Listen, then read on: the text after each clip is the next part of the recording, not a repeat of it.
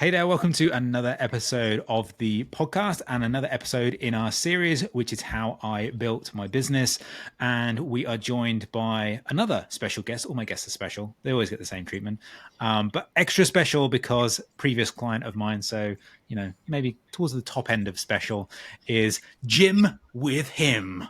How are you, my friend? I'm very good. His name's not Jim with, by the way. I think everyone always says they're very good when they answer that question, right? Yeah. No one says, yeah, I'm terrible. I just didn't want to be on this podcast. It was like, you strong arm me into this and I just don't want to be here. Yeah. You rarely get that response. Yeah, you're right. So that aside, I assume you are all right. You are dreading talking to me for the next 45 minutes to an hour. But there are going to be some people, I would imagine, foolish as they are, that don't know who you are. So we're not up for long, half an hour backstories here. So give us the 30-second version of who you are and what you do. Go. So I'm Hymsuen, and I am, I guess you can call it the coach's coaches. So I coach personal trainers who feel burnt out to get in shape and to basically be better at their job. Nice. Very succinct. I like it. This is the elevator pitch, I believe they call it. We'll get into that later. So in our series where we're talking about how people build their businesses, we're focusing on what that journey's been like from basically deciding that you wanted to do something online to basically getting where you are today. So for a bit of context and a bit of background, what was the impetus for you to move into online coaching? Like, why did you go from being a guy who trained people in person and then says, you know what, I'm going to give this online thing a crack? Like, what was that thought process and how did that come about? I think for me, I was working in doing face-to-face, like one-to-one personal training before. And for me, the online space was always thinking long-term. So I've always wanted to have a family, to have children myself. Now that I have it, or have her, I should say. How every good dad refers to their daughter. It. Now I've got it. It's just knocking around, puking everywhere. I'm set for life. So yeah, now that I have her, I can really value the side of online business. So it was always like future proofing. So I knew that when I was working face to face, there was always a limit to how much I could do there. Like when you're a parent, there's no way that you can just do those 60 hours on the gym floor. Mm-hmm. So mine was always future proofing that. And I think like everyone during the pandemic, it was a madness. And, realizing that you need some sort of backup plan, right? Yeah, you just needed a new way to make money. And I think that fast tracked me to being like, okay, I'm going to go fully online.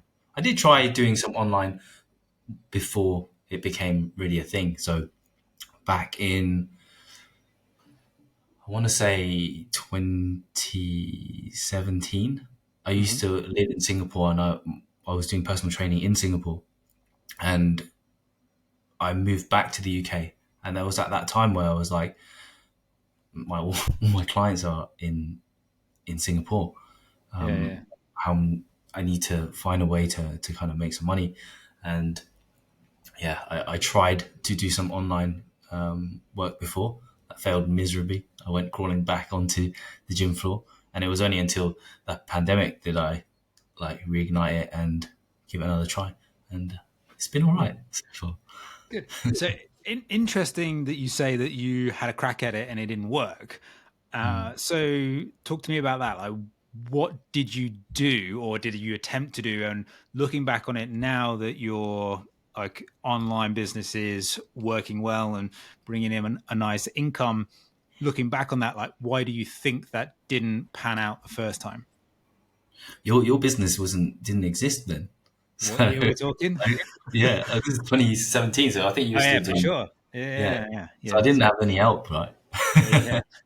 You didn't have a nice book that I to guide you through it. But I think I just didn't have I didn't get the niche and the offer like right. It was there just like this is my coaching, this is what I do. But then I wasn't really speaking to the clients that I wanted to bring in. At the time, I was learning, you know, RTS, exercise mechanics, but those were the stuff that really I enjoyed, writing about. I enjoyed posting, Hmm. but the clientele that I was trying to get at the time were people who just didn't care about those kind of things. But I was just posting. I was pumping out content for that, Hmm. and at that time, no one was telling me like, "Yo, your client doesn't care about that."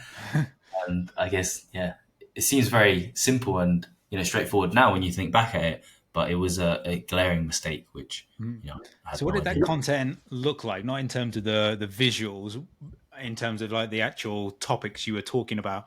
So were you just kind of trying to teach people about exercise mechanics? Was that kind of like the crux of what you were doing? Yeah, so at that time, I don't know if you remember the grids where everyone tried to align it on Instagram. Pretty patterned, right? That Yeah, was me. video and then a colored background, then a white background. Yeah, that And was you me. can't break the pattern. Can't. It has to be like this. So I That's would do the like, difference. That's why people aren't getting followers, because they land on their profile and go, "Nah, wrong pattern, mate. Checking out here. This you call yourself a professional. You've got a pink slide when you should have had a white one." But yeah, exactly that. I know. I think a lot of people were doing that, right? I have to make this pretty grid, and I don't know why we thought it was a good idea. People still do. People still Do teach that. people still do it? People still teach it, let alone do it.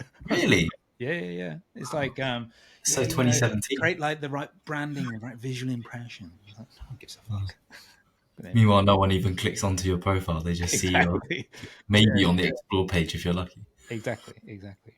But yeah, I was doing that, and I would do this. Like I would do two posts where they were like, "Oh, this is a green tick. This is a red cross exercise. Like this is how you do it. This is how you don't do it." Mhm. Without obviously any context to that. And then I would do another infographic, which was on nutrition. So that was my content calendar Okay. basically.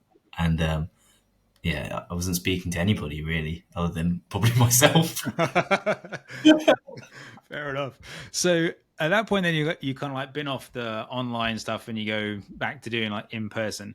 At that point, are you putting out content as an in person PT, or you just kind of like knock the whole social media thing on the head at that point? I think I got quite burnt out in terms of I was spending a lot of time editing, and at the time I wasn't very like I spent a lot of time and I wasn't good at editing. I wasn't good at filming either. So when it would take me a long time to do those kind of posts, Mm-hmm. and when you're doing that and you don't really see a return, not only just in like likes, followers, but also a return in revenue. I Mm-hmm. think you get really burnt. And I was in my head, I was like, I'm a really good coach, but why can I not get you know clients, and why do people not want to train with me? Mm-hmm. Meanwhile, I'm like not really posting to anybody. Yeah, yeah. And yeah, so I stopped posting for a while on social media, Mm-hmm. and just focused back on coaching clients, and what how can I improve my service even better. And Yeah, that yeah, yeah. was kind of where I was at in terms of Mhm. social media side. Got it. So then, okay, so then you obviously at some point then decide to kind of give the online thing another crack. Now, we don't have to name names because we'll probably get into some hot water for doing so.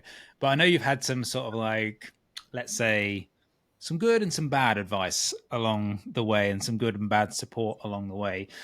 Looking back at your more recent efforts to grow your online business, what are some of the things reflecting back on that you did that were not very good for building your business, in terms of like what advice did you get, what things did you try, been down the cold DM route, all that sort of business? Like what was your experience there?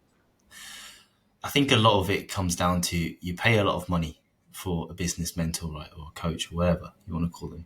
dementors. I don't know. Four mentors. Yeah, The good I ones. think Joanne calls them dementors, isn't it? Yeah. But yeah, these Yodas, and you you you kind of feel like you're forced to do what they say. So even though you feel like this isn't you, in deep down, you know, this ain't cool. Like this is not my vibe. Like this isn't what my business is about. This isn't what my values are as an individual. To Mhm. be basically this spammy prick. I don't know if you can swear on your Well, podcast. we've been swearing already, so don't worry about it. Fucking Sweet. go for it. So yeah, basically to be that didn't really sit with me, but because you pay that kind of money for Mhm. these Yodas, you end up doing what they say, and I think in the long term, those are the things that really they may not have, but I feel like they impacted my business the most. Mhm. Like In a doing those negative kind of way. things, yeah, it just makes you feel very desperate, Mhm. and a lot of the times you're just telling lies. Like you're not really you're not being truly honest Mhm. about your business and what you have to offer. And yeah, for me, it just went against a lot of integrity for myself. And yeah, I didn't. But you just do it because Mm. it's like when somebody drills you into the ground and goes, "No, you want to get lean, 500 Yeah. calories I mean, with no." I guess it comes from you only know what you know. And if you are a fitness coach who spent their life studying anatomy, exercise mechanics, all that sort of stuff, and training programming, nutrition to get people results, what you haven't been doing is studying marketing. And then you go to someone who you perceive at that point to have the experience that you don't have. So when they say, well, okay, right, if you need to build your business, you need to do this, this, this, this, and this. Well, okay, you're the expert. So, okay, I'll do that, that, that, and that. And it feels a bit spammy and awkward, but I guess you're the, this is good advice. And it's the same for like, if you had like you say, if you had a client come in and you were the type of person who's going to drill them into the ground, you could make that sound quite convincing that that's the only way you're going to get results. Not necessarily true, but the point being that people often just follow who that perceived expert is, and you get into a little bit of sticky situation, I suppose. Yeah, And you send a lot of cold DMs that don't do anything. yeah, There they go. yeah. The last thing I did that was the scholarship thing, and that that was the last straw for me. I was just like, this is fucking stupid, you know. So, And to be fair, I lost money doing that. mhm. Yeah, a Um, lot of people do. I think a lot of people do. and Go down, and that's the other thing is like you never really know who's good and who's bad until you've started working with them, unless they've got like a whole heap of people saying this is amazing or this is bad or what or whatever, and there's a few either red flags or green flags knocking around from people you trust. Is like sometimes it is a little bit of a lottery as to who's got um, genuine ability to help you and who hasn't. It can be quite see, I difficult. have a thing with this as well now with the testimonials. I was so why I signed up to that previous mentorship was because I saw I was on another mentorship before that, which did really well. To be fair, that helped me out and got the ground running. But I saw somebody on there who didn't get much success. Right. They went into this new mentorship, right? They testimonial got, and now I've seen. I think if you go on these mentorship pages and people like they post a testimony, I see the same person on every single thing, like doing a testimonial, saying the same thing.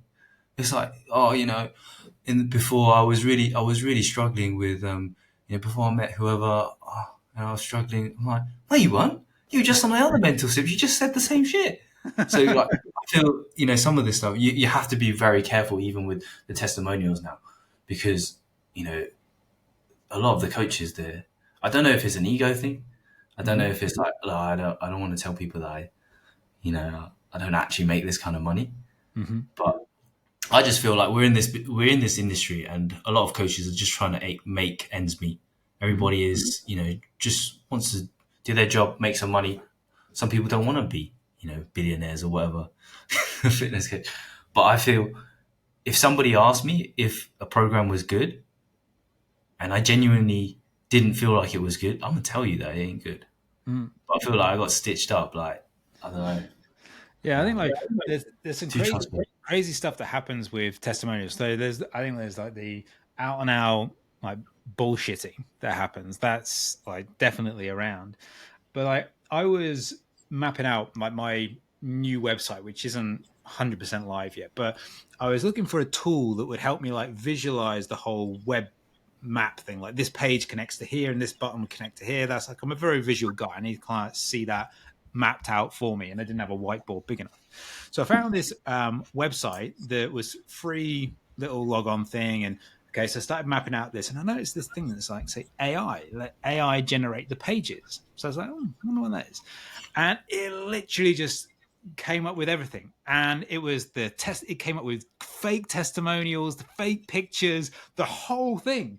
And I was like, I was like, how is this allowed to be a thing that I can just say, I do this, I do this, I do this, hit a button, and an AI just generates me all these bullshit testimonials for these people I've never heard of, who are probably just AI images anyway and don't even exist in the real world. But that crazy stuff will start happening for sure in the world that kind of we operate in, and it's a real minefield to kind of navigate who is good and who isn't. Like my process now for like picking my own business mentors, like I went for a year without having one, just because I wanted to find the right one. As with everybody else, like I've been burnt by a few in the past and stuff like that.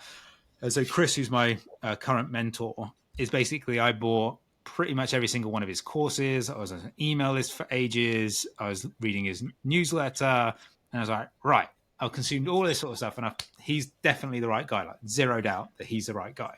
And I, whether I take another year to pick another one or whatever, but I certainly ain't going to just jump in based on testimonials and stuff like that. So, and these days, like, you're always skeptical. And I imagine it's the same for like Gen Pop when they look at before and afters. There's a hell of a lot of skepticism that goes with that, which is why you need all of the other content and all the other things that are going on to break down those barriers and those walls. It's a bit like a podcast, right? So you got long form content, and if whether you're about to start your own podcast, you're on this podcast as well, and the more people hear you talk at length, that's very hard to just keep some sort of facade on for that entire period of time. So people really get to kind of like, you can fake it for 15 seconds on a reel or whatever,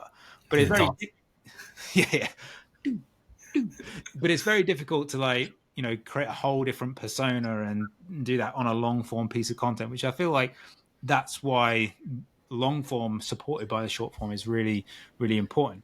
And I want to ask you a question about your short form content, because if nobody's seen your content, I'll give them a quick summary. You're pretty hot with the video editing, right? Is it Adobe Premiere? Is that what you use? He's Final Cut. Final Cut Actually. Pro. Yeah. So you're pretty hot with that, and you've got the green screen shizzle on the go. You've got all sorts of like graphics popping around everywhere and stuff like that. All this stuff I wish I could do, but I can't, and probably at this stage I can't be bothered to learn it either. um, um, so is that sort of editing skill something that you already had before you went online through some other thing, or is that something you just kind of like picked up and worked at and kind of refined over the years? I'll tell you where it really comes down to. It comes down to how tight I am as an individual. So in my head, I'm like, I need to do this editing thing, but I don't want to spend that kind of money on a video editor. Yeah. Like and also if I want to make something quickly and change something quickly, I now need to go for another person to Mm-hmm. get this done for myself. And I just feel like within, like, when you're starting up your own business, you have to be a jack of all trades. You have to learn these things. You don't have to be like amazing at it, but I think you have to know at least some core principles of doing it. So then if you need to do something scrappy, you can do that. Yeah. Right. And then maybe there's bigger testimonials that you do with your shoots, with your clients, etc., that you can hire out a videographer to do, because it's like you don't have the opportunity to take two on that. Yeah. Right. Yeah. But a lot of it comes down to, yeah, probably how much money I want to save in terms of the business side. But in 2019, in 2017, when I first jumped into online coaching, it was like, look, this is the kind of content that I wanted to post. I wanted to post these, tick and the cross, So how the hell do I do it? Mm-hmm. And that was the first time I started doing video editing. And my friend at the time, he was doing a lot of vlogs, and I was like, okay, let me try and learn some stuff. So he was teaching me a few things, and I was using Premiere Pro at the time. And then I was like, this is hard. And my laptop isn't capable of processing it. And then it was only later that I discovered Final Cut Pro and started getting better at that. And I really enjoy it. I see, I'll follow a lot of videographers. I'll see what they post, how they take on their clients, what they do with their clients. I'm like, if they can do that, how do I do that? Mm-hmm. Yeah, and I'll YouTube, boom. So a lot of my things that I've learned in terms of video editing, everyone can learn it. Mm-hmm. It's just, you can learn anything from YouTube these days. Yeah, I mean the information's out there. You just got to want the desire to A, go and find it, and then B, go and apply it is the hard part of it. And I think like my thing came. Let's say for example, my thing's not necessarily video editing, but back in the day it was like Canva and stuff like that. Although I use that less and less these days, but it was the same thing. Like I was in a marketing job in a corporate business, but I had an agency working for me. So I would say that we're promoting this. I want this, and this. And they had an army of people to go and create all the creative, do all the copy. So I was in marketing from a strategic point of view, but I wasn't doing the day-to-day design and stuff like that. So even though I had that background, moving into doing stuff for myself, I had to learn all of that sort of stuff. And probably a little bit like you, like I looked at Photoshop and Illustrator and stuff like that. I was like, nah, I need something simpler. So then I found Canva, and then it's just literally trying to say, right, okay, I literally would just look at other people's posts and say, how can I replicate that, or at least get close to that using Canva, and just messing around for hours and hours and hours. You then develop the skill to be able to do it. And a little bit like you, like I inquired about getting a designer in and stuff like that. And at one point I was doing design for other people and I was charging for that. And it got to the point where I was like maxed out capacity wise. I couldn't create enough content. So I started taking on freelancers. And then I was like, the freelancing cost for like a carousel was like anywhere between 50 to £100 a carousel. Like 50 to £100, man. I can smash that out in 10 minutes. I'm not paying you £100 for this. And then when you got it back, it was terrible.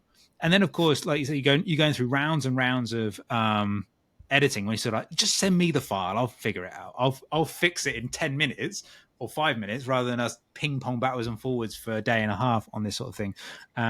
So like a lot of my skills with say Canva or like copywriting, especially like a decent copyright is super expensive for good reason, because they can write something that sells you thousands of pounds worth of stuff. But at the time, in 2018, when I kind of first moved into just doing all online, I couldn't afford a copywriter. So that was kind of like, right, how fast do I get good at this thing? And then it's like, okay, right, read the books, take the courses, put in the work, do the practice. And it's the boring stuff like that most people don't want to hear, is that you've got a skill gap that you need to fill. You can't afford someone else to fill that skill gap for you. So you have to go and figure it out yourself. And then a lot of people kind of just crumble like a wet lettuce and go, oh, I don't want to do that. I don't want to learn that. Too hard. and then it's a struggle. But yeah, so Yeah. so you've got all this editing skill and all that sort of stuff. I am asking every single guest that I have on one very, very basic question, because it's the most asked question that I get. And I figure, like, if I ask enough people, I'll have like tons of different answers, and then I can just direct them to there, and it'll be great. The question I get probably the most frequently is a two-parter. How do you come up with ideas in the first place? And then how do you turn that idea into a piece of content worth posting? Like, how do you go from, okay, I want to post about this topic, so what's your thought process for making a cool green screen whiz bang video with all sorts of Pokemon stuff going on? I don't know. Yeah. Well, my ideas, they either come from sitting on the toilet, in the shower, or when I'm in the gym.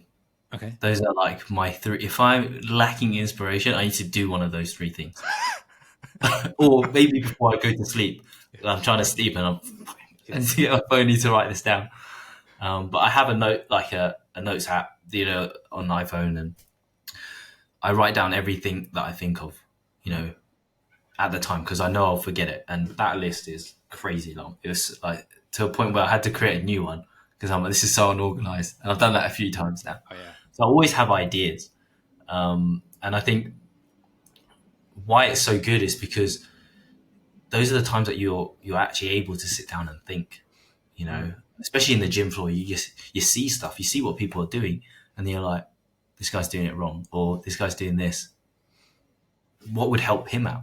Especially if that's your ideal client. Now, obviously, mine is personal trainers, so I'll look on the gym floor and be like, what do they need help with? What is this person doing? Oh, maybe I'll have my headphones in, but I'm actually listening to what the trainers are actually talking about with their clients, right? And be like, okay, this is really good content. I can write this down. So a lot of my content is real life scenarios and based off people. Yeah, for sure. And like, I think way back when, like, I was not in doing fitness at the time, but like I'll take out the name of the gym so I don't offend anybody. But I was in a gym, and then it was a selfie of me whilst I was in the gym training. And I said, if you're a PT and you're ever short of content ideas, come to this gym and then just have a look around. And then things like, you would see the PTs like allegedly training the clients, and you'd be sitting there going like, literally, why aren't you correcting this client? Like, why aren't you actually coaching them? Like, you can see before your very eyes that this is terrible what they're doing, and it's all freaking wrong. But they're not like getting in there. And so that would kind of be like, in my head, like if I was communicating, like, I don't know, I'd look at that and say, okay, well, maybe that's a common mistake that people doing the exercise make. Or if I was talking to PTs, well, how would I correct someone in doing that and stuff like that? So those places are, great for that sort of fitness content. And a bit like you, I have a million different notes apps on the go at the same time. I always think, like, when I start these things that, oh yeah, this one, I'll structure it this way and it's going to be fucking amazing, and this is going to encapsulate everything. And then I have one for captions and one for this and one for that. And now I've started on this whole, I'm using the reminder app on the iOS. First day, real detailed notes, real detailed times for everything. Freaking out the window now when the real world comes along. So, and that's kind of like, it's interesting that, I think a lot of people find comfort in like, oh, I've got this detailed spreadsheet and I've mapped everything out. And it's been so long mapping everything out, they don't actually do anything. And when I've launched my first version of Social Launch, I had that in there. It was a spreadsheet and you could do this, that, and the other. And I was like, this is just freaking overcomplicated. People think that they want this, but they don't actually need this. You think you want this detailed content calendar where everything's like, literally, you just need a notes app and you just need to go make some content. It's like, that's all you need. Never had a calendar. And you get like that, what's it called? The mid-wit bell curve, where you have like the novice who keeps it super simple, the expert who keeps it super simple, and then the midwit in the middle who makes it way more complicated than it needs to be. And it's kind of like, I've been through that curve for so many different things, whether it's copywriting, email, web design, content ideas. I've been through that curve for everything you could possibly think of. But yeah, I mean, I'm all for super simple. I mean, I have ideas on scraps of paper. I have this idea, just so a letter my accountant sent me. I just scribbled an idea down on there. I've got like legal pads of stuff, and it's just floating around. And I was listening to a training from an author, and he literally is a bit like you. He comes up with his best ideas in the shower. He actually has a waterproof pad in his shower that he writes the notes down. I was like, I'm going on Amazon to get myself one of them, the shower pad or whatever it is. I'm going to go and get one of these. So yeah, so then you've got the idea.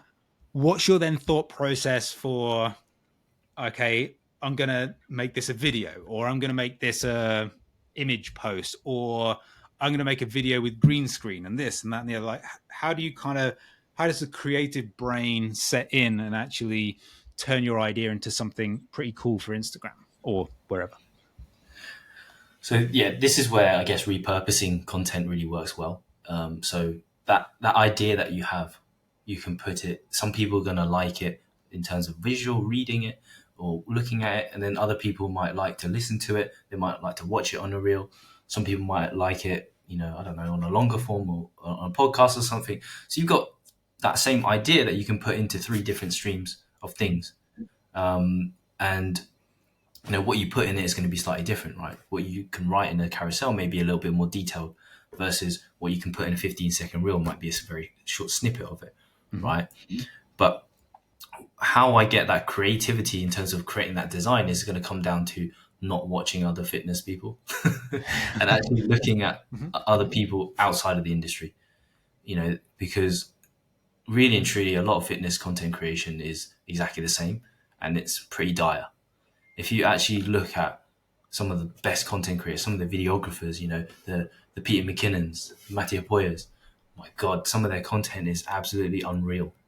And if you learn some of the stuff that they have, that they post, and people jump on trends, right? That's why trends happen. Yeah. And they have it, but it doesn't start from fitness. It starts from somewhere else. Yeah. Foodies and food pages, whatever.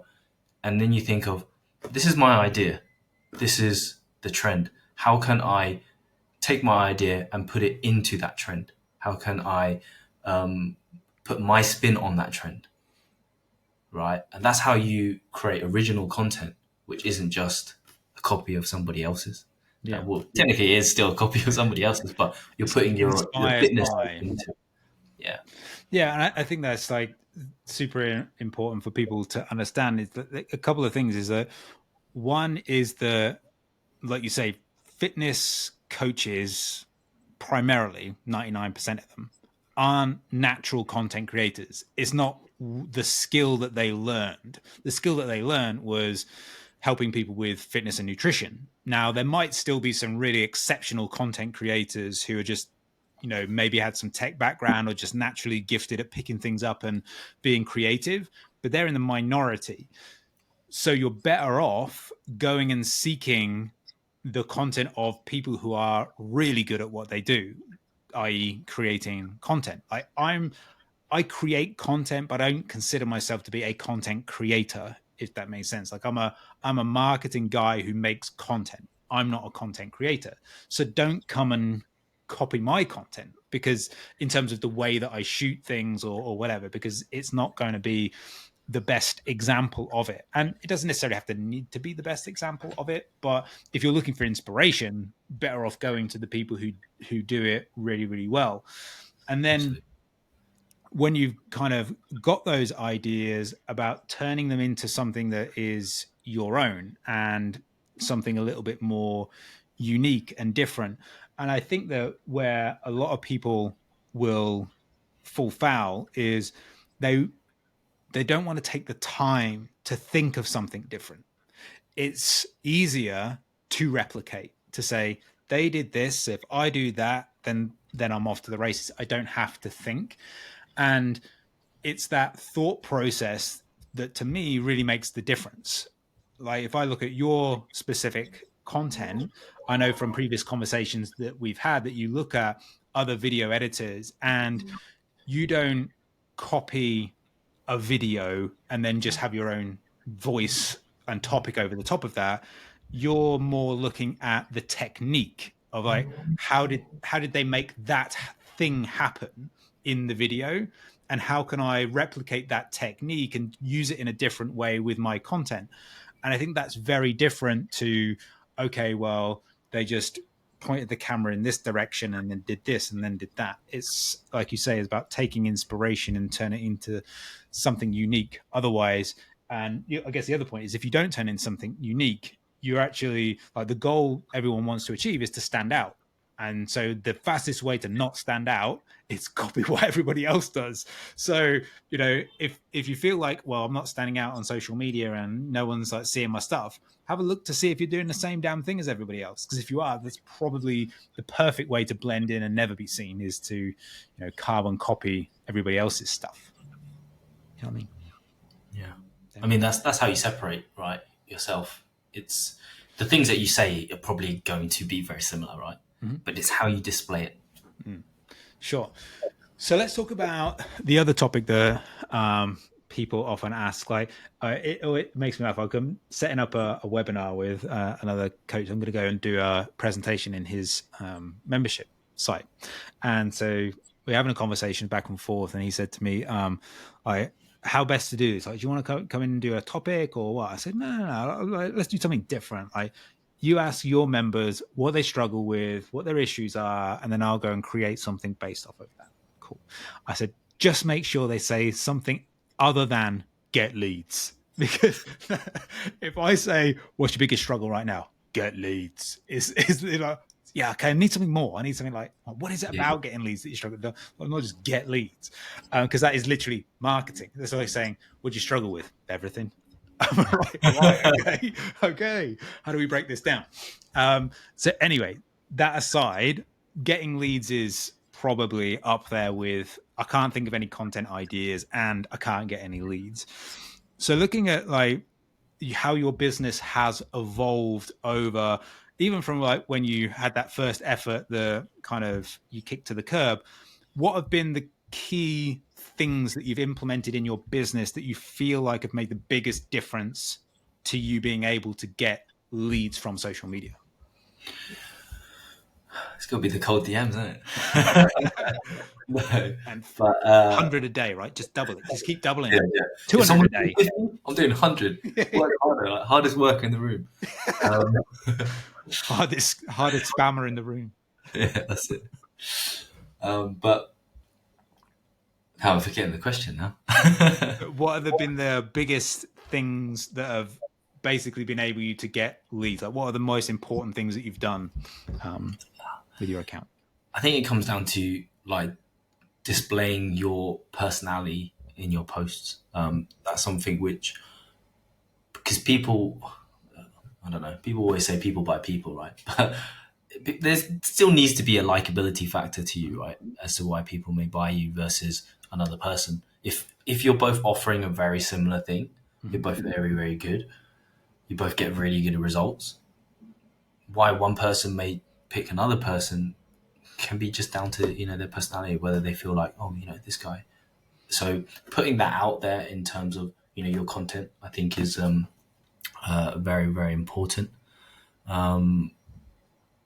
And just speaking to the person that you want to bring into your business. I think a lot, like, content does its rounds, right? Where everyone is trying to post, oh, this coach, I like what he posts, so I'm going to copy that. But then you don't realize what kind of leads and what kind of clients that they're bringing in. Maybe this person is a person that works with relationship with food, and those are their clients. But if you're an intermediate lifter coach, do you really want those kind of clients that tell you like they're really struggling to eat, I don't know, chicken breast or something like that? So, your quality of leads, the quality of the clients that you bring in is completely determined and controlled by yourself and what you're posting. People are like, oh, I'm getting these really difficult clients. What the fuck are you posting? Yeah. Are you posting stuff which brings these people in? Mm-hmm. In which case, it's your own fault. That's your fault. You're doing it to yourself, That's right? totally So true. your message has to be super, super clear. Who's the people that I want to bring in? If you start bringing in clients and you're like, I train males, but for some reason, I've got all these females that are joining up. I just can't. I don't like training them, but I keep getting them. Then you probably need to like review your content and be like, okay, what am I saying? What language am I using? Do I need to make it more specific that I don't really want to coach females? Yeah, stop talking about I the need to make more menopause. content, that kind of stuff. And I think that side of it and reviewing that process, even before all the green screens and all the fancy stuff, the message, because you can pay a geezer to do a carousel for you for 100 quid, right? And it can look really really good, but if the actual story and the content within that is actually crap, Waste of money. like no amount of fancy stuff is gonna make it good. Yeah, and It looks good, but that's people just see it and like, oh, that looks really good, but it's shit. but that's literally why I stopped making content. As like I started like a Maverick Goose originally was an agency, and that's originally why I stopped doing it, because I realized like unless I'm in full control of the creative idea in the first place, it was soul destroying. Like I get these requests coming in. This is my idea. And it's like this is terrible, but I've got to make this look good. And it's just like you're trying to design something, and like every word is just like, oh, this is going to be terrible. This is terrible. This is terrible. So yeah, like that's why I stopped, because the ideas were just lousy. But like you said, the message is way more important than the mechanism you use to deliver that message. Just makes more people realize that it's terrible because Yeah. you made it look nice. It's like, hey, look at this. This is really Terrible crap. message that I've got for you. But yeah. So another thing, like you mentioned there at the beginning of that little answer about the things that you think are important for generating leads, and you kind of like touched on the fact that I guess that being an exceptional coach is one of the real you know things that you actually need. And we've had several conversations during like our like working relationship about online coaches and like what makes a good online coach. So what do you feel like now you've done it? We've done it with Gem Pop. You now do it with other coaches, helping them get transformations for their clients and so on and so for themselves as well. What do you feel like are the characteristics of a good coach? So take the social media stuff away. What makes an actual good online coach versus a good in-person coach? I think it's going to come down to, I think even for both, right? It's going to come down to your review in terms of constantly reviewing your process. And I think actually this goes for everything that you do. You have to consistently review what you're doing Mm-hmm. to make sure that, am I delivering on what I'm supposed to be delivering on? Don't get drawn away by something else when a large degree of what can sell is your the product has to be really really good. So if I look back on when I failed in 2017, yes, who I was speaking to wasn't great, but also my results weren't that great either. Mm-hmm. They were okay, they were good, but they weren't how they are now. Yeah. And I think, me and you both said it. I think it's like, oh, a lot of your business is just built off of how good your results are. Mm-hmm. And if your results and the product is phenomenal, you're pretty much there. You sprinkle in a bit of like elite social maverick, coaching, and you're going to be flying. For sure. But even for you, you're probably looking at clients that come in for your service. If they aren't producing and they don't have a good product, you're in your head. You're like, I'm gonna have to, I'm gonna polish this turd right now, Well, I think And like then, for me now, I mean, I guess I'm in a advantageous position of I get to pick and choose. So I'm not in that position where I have to take on anyone, so I can pick and choose who I work with. if I don't think that they're good at what they do, I just literally won't take them on. They can take a course and stuff like that. By all means, go do that. If there's, like, if they're doing something either that I don't agree with, like fundamentally, so like, let's say, for example, Life. I wouldn't take on the Liver King as a marketing client, especially now his career's in the toilet. And I also wouldn't take on someone who I don't think is good at what they do. And that can be like a subjective thing, and probably all I'm looking at is their social media to say, okay, right, let me have a scan through. Can you actually do something? Essence of this, we're talking about fitness mainly here, but it applies to everything. Like, if someone who was a copywriter said, can you help me on social media? So, right, okay, send me some sample of your copy. So are we just actually marketing something that is lousy, or are you a great copywriter who just can't get their message out? Cool, that's who I want to work with. And so for me, that's really, really important, is that people are good at what they do. Because there's a quote, I think it's Bill Bernbach, who's a marketer from way back when. He says, nothing. It's William. Is it William? William, Bill. We were first. We're on nickname terms. We'll call him Bill. Yeah. Or Billy Boy. Billy Boy Bernbach, or Bernie. Is nothing kills a lousy service faster than great marketing. And it's true. Like, you bring a lot of attention to a crap product, it's a really great way to just destroy your business before it's even started. So having those skills in advance is really important. Expanding on that, though, like in terms of like, because we talked about, I think maybe it was, I don't know, 3 or 4 weeks ago, something like that, about your like check-in process, where like we're talking about being tough with clients and actually coaching them.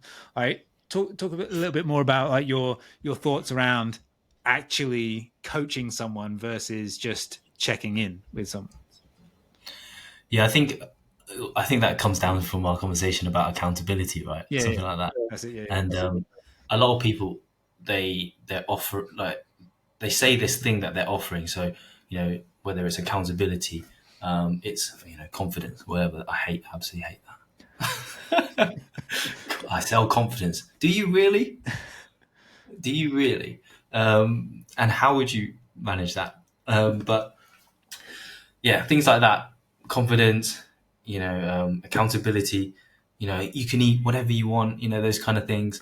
And are you actually holding them accountable? Are you actually delivering what you're saying? Because those are still the same trainers that I see that say, I'm deliver accountability, but then when your client says, oh, I just can't do this thing, and you don't even hold them accountable to it. You just let them like bend you over backwards and be like, oh yeah, that's cool, and provide empathy. Yeah. But see you next week. Yeah, but then empathy without an action, that's just sympathy.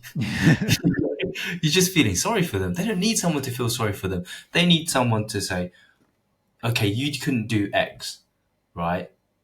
Because of Y. How can we find a solution to that?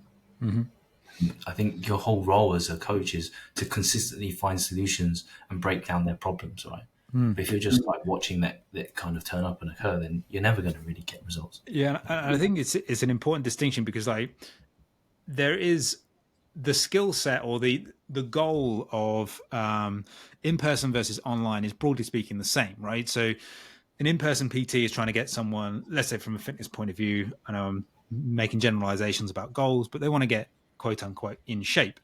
Same is the goal for an online coach, to get that person quote unquote in shape. But the method by which they achieve that goal is very different, and the skill sets are very different.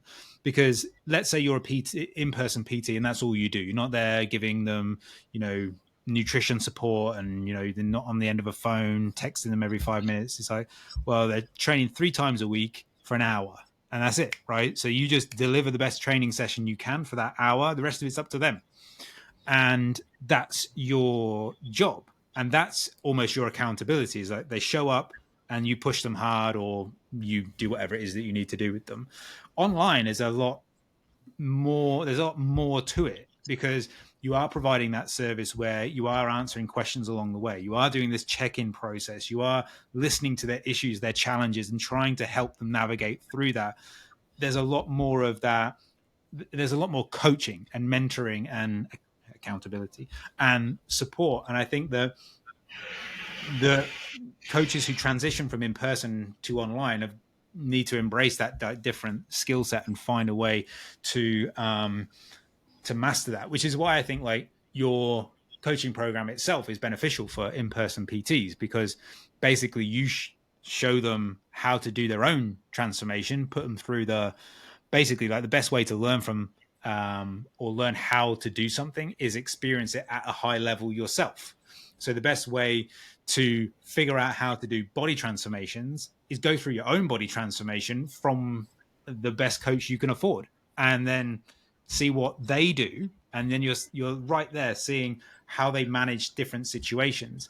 And then the other aspect of your like coaching is then you kind of like passing on that knowledge as you go, right?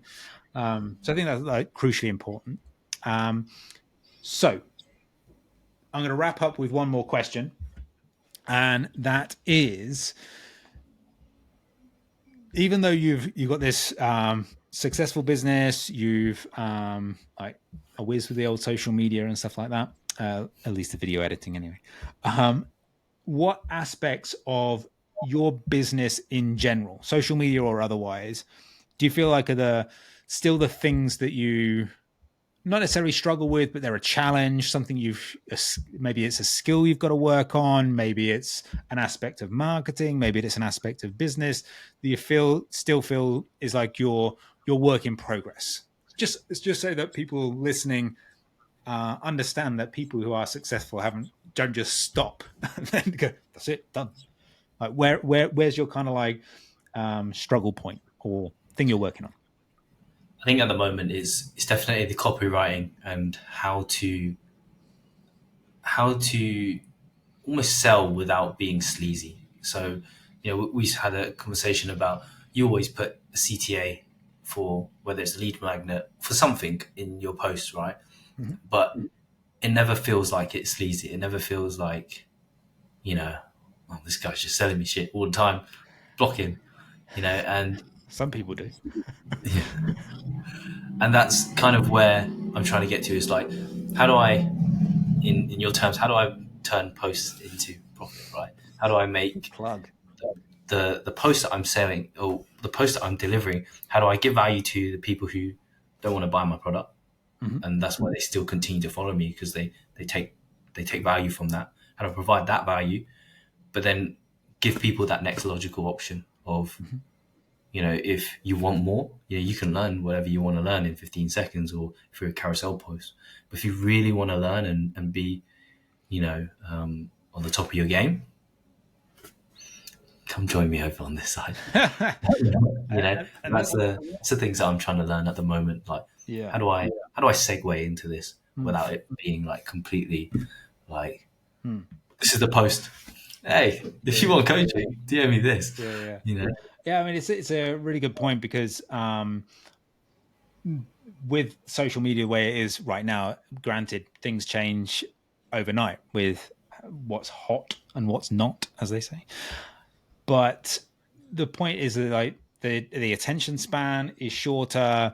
You got to grab attention faster. It's when I look at my metrics in terms of the videos and stuff like that, it's typically like, if it's under 10 seconds, it'll probably do well in terms of reach and views anyway, and ignoring all the other important metrics.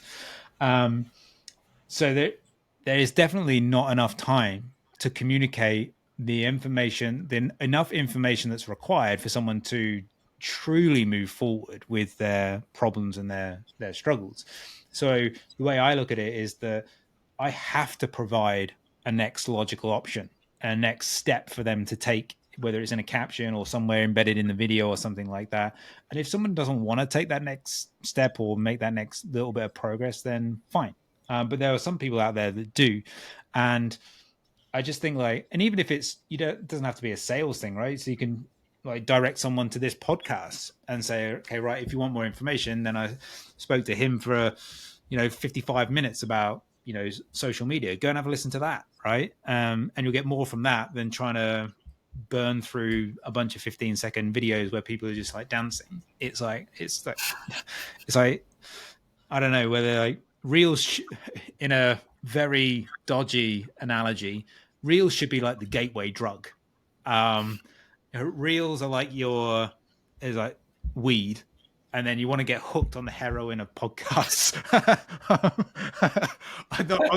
I'm not sure that's as PC as it probably could have been, but that's where we're going with that. And like I emails are mean, like crack. loads of people like that kind of stuff. Yeah. I've heard it's quite Moorish. Um, but yeah, so I think like it's that thing is like the reel or whatever. And if you think about carousel, right, you can give more information than a carousel, but like the reel is kind of like all it is like a little foot in the door to some information, and you got to have some other mechanism to develop that relationship. That might be more content, it might be carousels, it might be story content, it might be emails, it might be lead magnets, podcasts, YouTube, whatever. But you got to provide more. Otherwise, all that you're doing is just kind of just throwing these little content grenades and hoping that they explode and then something's going to happen. But you need kind of like constant airstrikes rather than just one-off grenades. I don't know. Weird analogies. Anyway, so appreciate you coming on, my friend. And people, I no doubt they're going to want to go and check out all your snazzy videos. There are a bunch of fitness coaches that will be listening to this, and they will benefit from hearing what you've got to say on social media, checking out all of the stuff that you offer in terms of free stuff, paid stuff. All of that stuff is going to be valuable to them. So where do we send them? Yeah, so I've got my MVP mentorship, as I said, so helping the coaches become more valuable PTs. And they can find me on at Gym with Him on Instagram and also OnlyFans. I'm joking. Not OnlyFans. That's the X-rated content. Yeah. That's gym education. He's like the naked PT at that point, right? Teaching you cables and all sorts. Yeah. No one wants that mental image. And we'll put a link in the show notes to your profile as well, so people can check you out. But thank you very much for my friend. Thanks for sharing your story, and I'm sure we'll have you back sometime soon. Definitely.